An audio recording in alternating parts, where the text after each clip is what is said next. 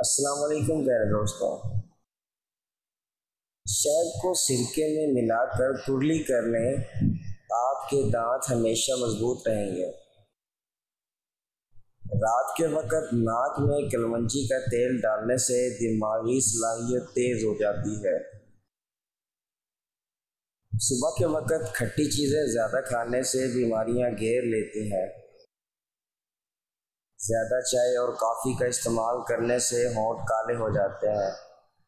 मसाले की कमज़ोरी हो जाए या पेशाब के कतरे आए तो निहार मुंह दही के अंदर इसबगोल का छिलका शामिल करके इस्तेमाल करें। अदरक वाला पानी इस्तेमाल करने से जमा हुआ खून हरकत में आ जाता है। अगर किसी बूढ़े आदमी के साथ कांपते हो, इसको बकरी के दूध के अंदर शहद और खजूर मिलाकर 2 हाथ पिला दें। लंबे बाल चाहते हो तो बेरी का दरख्त लगाएं।